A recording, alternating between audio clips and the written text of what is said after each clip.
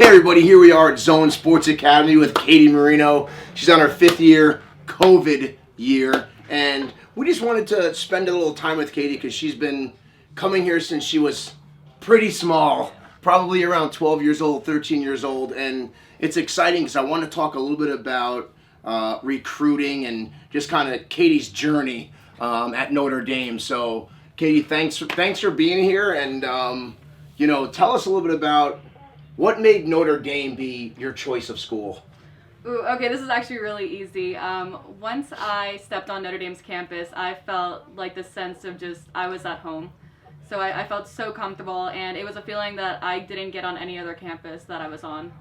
So that's a quick and easy answer for me. Well, I think that's awesome because I think there's a lot of, especially with the way recruiting is now, right? Recruiting is, coaches aren't allowed out. It's a lot of stuff on video. It's there's not a lot in person, and the kids also, the players, trying to go on campus is there's not much really to look at. It's on campus, visits and tours online, and so I think so what would you tell the other ball players out there that are like, how do you know when you kind of just knew what was the right thing, right? Yeah. Because I think that's, they all wonder that they all have that question. What am I going to know? And you're kind of. Yeah, it was really easy for me. I think it's once I stepped on the campus, I had that just feeling of my dad and I looked at each other and we were just like, this is it. And then I went on to other campuses and you didn't feel that feeling of home or feeling of just comfort and safety, I guess. Right. And I think just the main thing is don't put too much pressure on yourself to feel something. I think once you know, you're gonna know, and it's not something that you really have any control over. It's just something that hopefully will happen for you. Well, it's interesting because when you go on to Notre Dame softball social media, it's just you get a sense of what you're talking about. Yeah. Of just culture and community and the love, the group just seems so tight. It seems like when you go on there, you're just you want to just keep on watching. You're like, wow, this looks like an awesome team to be on. Yes, 100%. I mean, our coaches work on building such a good culture for our team, and I mean, you got to work at it, but it works out so well for our team. We all get along so well. We hang out with each other all the time. I mean, we do everything together, and we're not upset about it. Right. That's awesome. So what would you tell the 15-year-old Katie Marino, knowing what you know now, know what you're, gone through college, you've kind of gone through that experience, and what would you tell yourself looking back at the Katie Marino that was grinding and working so hard and, just the way that you were, what would you tell yourself? Probably just not to be so hard on myself, and in the end I'm going to end up where I should, and that I put in the effort, I've put in the work to deserve a good outcome, and that, eventually I'll get there because I'm happy right now, so.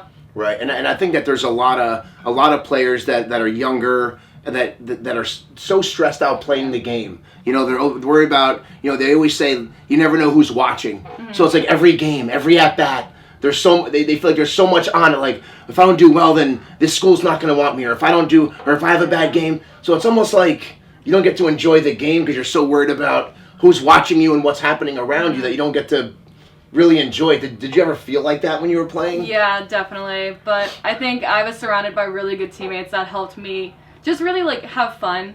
And I think once you're having fun, that's when you play at your best. That's when the coaches and everyone who's watching you is going to see that, and they're going to see that energy coming off from you, and that's what they want. They don't want someone who's, shoulders up here, all tense and everything, because you can see that through everything you're doing. So just have fun. Is there any specific quotes or sayings or things that you would think about when you were struggling or having a bad day or just going through a tough time in sport, on field, off field, that kind of regrounded you? Or do you have some kind of mantra or just a thought that kind of helps you in tough times?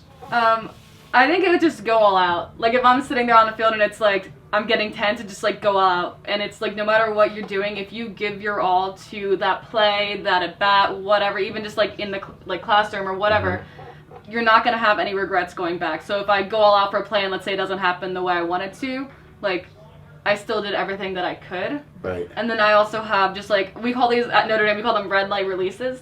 So let's say I'm struggling at the plate or I make an error or something goes wrong, everyone has that little action or something that they do that's a reset. So if I make an error on the field or I just didn't get the result that I wanted, like I'll pick up dirt and I'll throw it on the ground, and that's my reset. So everything after that, we're working forward, we're not looking behind. And then before every at bat, I go up to the plate the exact same way. I take my deep breath, and I try to clear every thought from my head because I'm an overthinker. So once I clear every thought from my head, I am set up for that play, that pitch, That's and I'm awesome. ready to do my best. Does everybody on your team, do you guys know what each other's red lights are, like to kind of help you, or be like, Katie, like to kind of help when that time gets like that? Do you guys help each other out as well? Because I think in today's society, there's so much pressure, you know, with all the showcases and this and that. It's like everything's about me right now. Yep. But then when you get to a college, that coach is trying to get somebody that's all about we.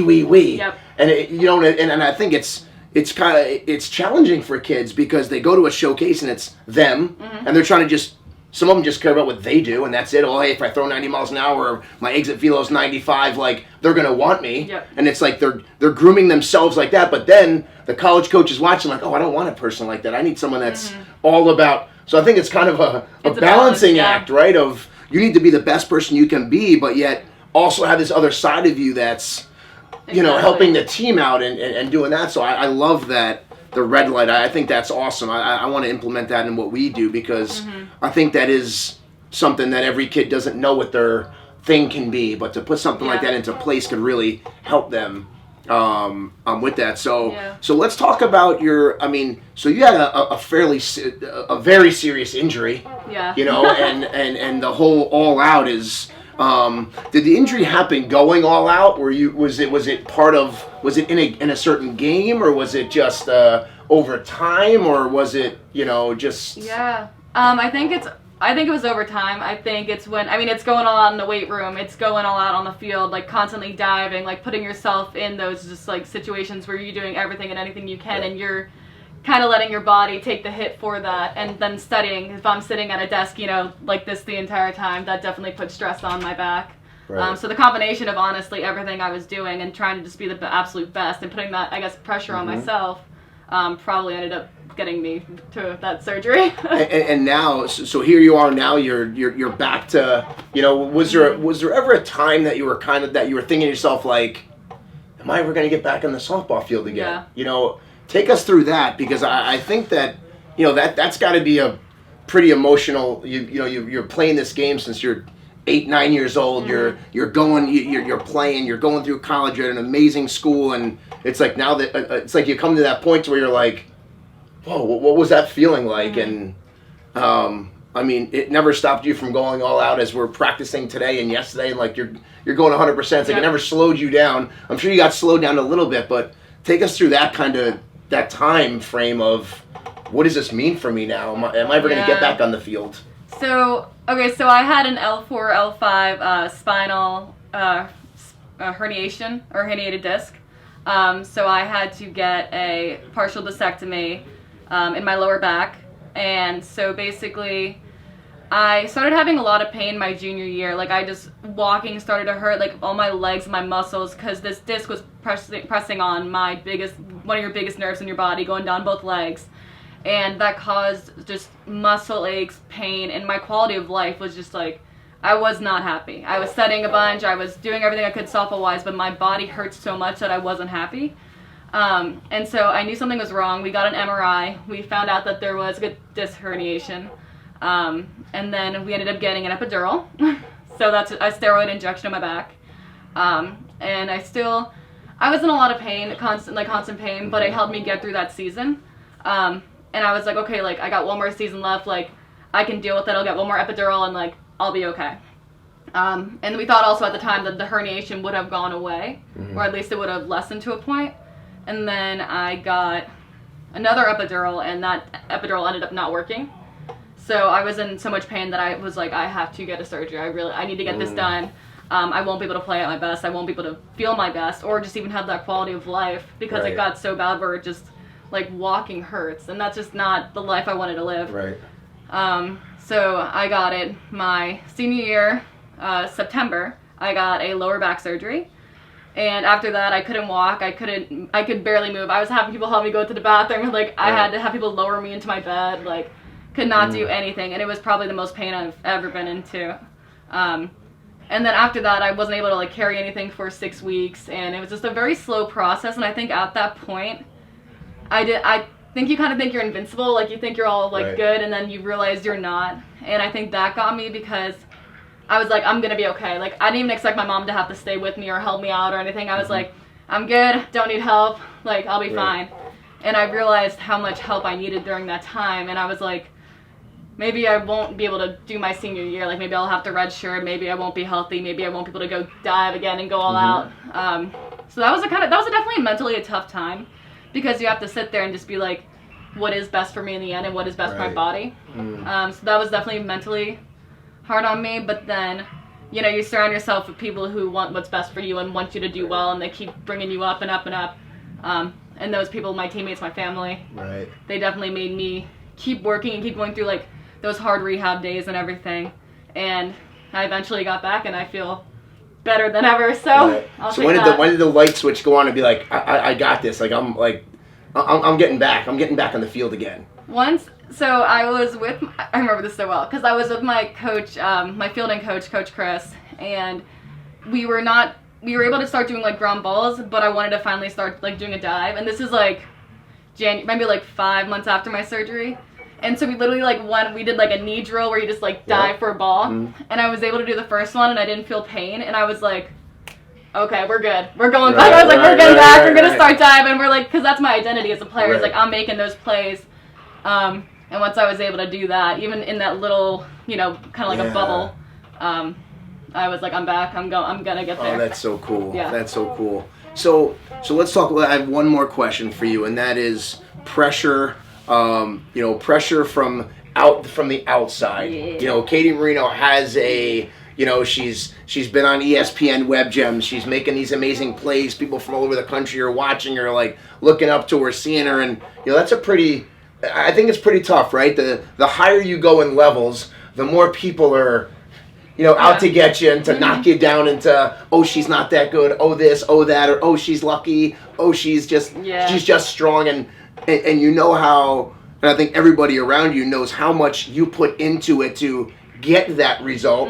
Some people just rather, she's lucky because she's strong, she's lucky because she's just good. So how do you help some of the people out there that are good or that are trying to get to the next level but constantly have those naysayers and those people out there that are just knocking them down, that it gets kind of exhausting to try to keep yourself at a level that you're trying to get at when people are trying to tear it down? Do you have any, you know, just any advice for those kind of girls or guys out there that, you know, that are feeling that or go through that? I mean, in the end, you have your own back. As long as you are, I guess, feeding yourself that positive energy and you're talking positively to yourself and you have that self-confidence, it doesn't matter what anyone else is saying around you. I mean, obviously, you got to take criticism, you got to take it and learn from it, but in the end, it doesn't mean anything if you really just, like, have that confidence in yourself and know exactly, like, who you are and where you want to be, because no one can get anywhere. I guess you cannot get anywhere without yourself, which sounds like I guess kind of thing, but it's like only you can get in your own way. You can't let other people get in your own way.